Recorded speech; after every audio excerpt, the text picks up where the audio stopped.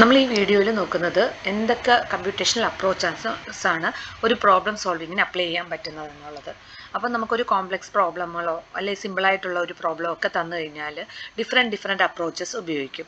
ഒന്നാമത്തെ അപ്രോച്ച് എന്ന് പറയുന്നത് ബ്രൂട്ട് ഫോഴ്സ് എന്ന് പറഞ്ഞു കഴിഞ്ഞാൽ നമ്മൾ എല്ലാ പോസിബിൾ സൊല്യൂഷൻസും ട്രൈ ചെയ്തിട്ട് കറക്റ്റ് വൺ കണ്ടുപിടിക്കാൻ ശ്രമിക്കുകയാണ്. ഓക്കെ, ഒരു നമ്പർ ലോക്ക് ഉണ്ട്. അപ്പം നമുക്ക് ആ നമ്പർ മറന്നു പോവുകയാണെങ്കിൽ നമ്മൾ എന്ത് ചെയ്യും, പല നമ്പറുകൾ ട്രൈ ചെയ്യും അല്ലേ. അതാണ് ബ്രൂട്ട് ഫോഴ്സ് അപ്രോച്ച് എന്ന് പറയുന്നത്. ഡിവൈഡ് ആൻഡ് കോൺകർ അപ്രോച്ച് എന്ന് പറഞ്ഞാൽ നമ്മുടെ പ്രോബ്ലം കോംപ്ലക്സ് ആയിട്ടിരിക്കുമ്പോഴാണ് നമുക്കിത് സാധാരണയായിട്ട് അപ്ലൈ ചെയ്യാൻ പറ്റുന്നത്. നമ്മൾ ആ പ്രോബ്ലത്തിന് സ്മോളർ മാനേജബിൾ ആയിട്ടുള്ള പ്രോബ്ലംസ് ആക്കി മാറ്റിയിട്ട് നമുക്ക് ഈ സബ് പ്രോബ്ലങ്ങളെ സോൾവ് ചെയ്തിട്ട് ആ റിസൾട്ടുകൾ കമ്പൈൻ ചെയ്തിട്ട് ഒറിജിനൽ പ്രോബ്ലത്തിൻ്റെ റിസൾട്ട് ആക്കുക. അടുത്ത അപ്രോച്ച് ഡൈനാമിക് പ്രോഗ്രാമിങ്ങും നമ്മൾ ചെയ്യുന്നത് പ്രോബ്ലത്തിനെ ബ്രേക്ക് ഡൗൺ ചെയ്ത് സ്മോളർ പ്രോബ്ലം ആകുകയും ചെയ്യും.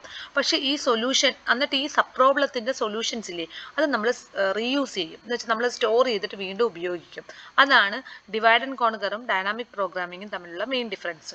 ഗ്രീഡി അൽഗോരിതംസ് എന്താ ചെയ്യുന്നതെന്ന് വെച്ചാൽ ഓരോ സ്റ്റെപ്പിലും ഏറ്റവും ബെസ്റ്റ് ചോയ്സ് എടുത്തെടുത്തിട്ട് പോയിട്ട് നമ്മുടെ എൻറ്റയർ പ്രോബ്ലത്തിൻ്റെ സൊല്യൂഷൻസിലേക്ക് എത്തും.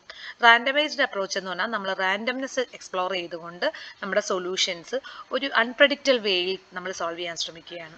Okay, thank you.